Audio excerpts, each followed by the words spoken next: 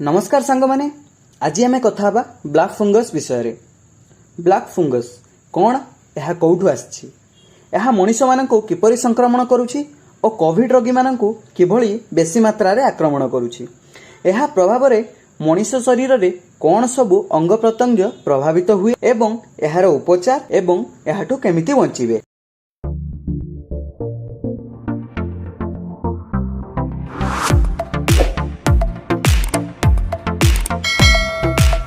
कोरोनार महामारी परे परे आउ गोटे विपद लोकमानंकु हंतसंत करि सारिलाणी। एहा लोकमानंक उपरे बोझ उपरे नलिता बेड़ा परि साजिछि।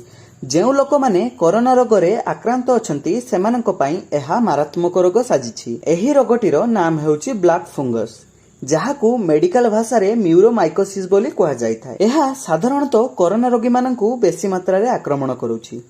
एही ब्लैक फंगस साधारणतः माटी, गछलता, पचसड़ा फल एवं कंपोस्ट खत मानकरे रही था। केबे केबे एहा वायु और मनीष मानक कफरे मध्य मिली था। एही ब्लैक फंगस नाक, मुह, माटी संस्पर्श रे आसिले व्यापी थाए। एहा कोरोना रोगी मानकु बेसी मात्रा रे आक्रमण करिवार मुख्य कारण होउछि सेमानकर दुर्बल रोग प्रतिरोधक शक्ति। एहा मनीष शरीर रे प्रसी प्रथमे चर्म, फुसफुस, आखि एवं मस्तिष्क को प्रभावित करिथाय, जहा फल रे रोगी मानकर मृत्यु दर 50% पर्यंत बढ़ी पारे। यह केवल कोरोना रोगी मानकु होई न थाए, डायबिटीज, कैंसर, HIV भली रोगी मानकु मध्य आक्रांत करिथाय। यह चर्म उपरे मध्य प्रभाव पकई थाए, जहा फल रे चर्म रोग होई थाए। एही रोग सबुठारु बेसी आखि उपरे प्रभाव पकौछि, जहा फल रे रोगी माने अंध होबार संभावना अधिक रहउछि। एही ब्लैक फंगस रे लक्षण हेउछि नाक बंद हेबा, नाकरु रक्त झरिबा, आखि जंत्रणा हेबा,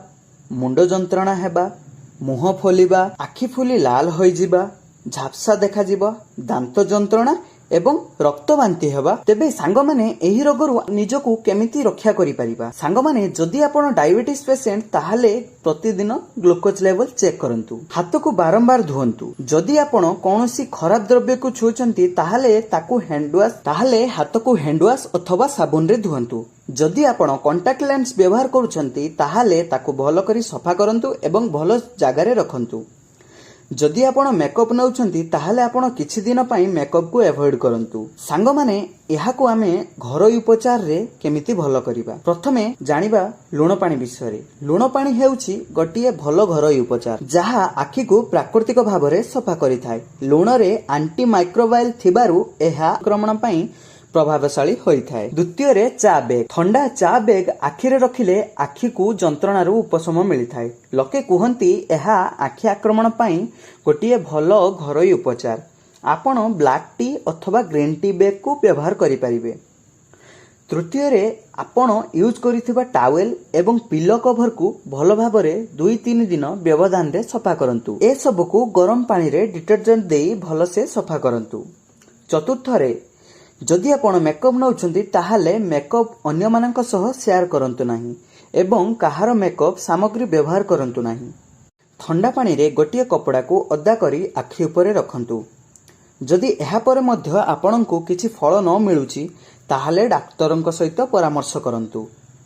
आजि पई एतिकी सांग माने पुणी कथा हबा आ ऑडियो एपिसोड रे।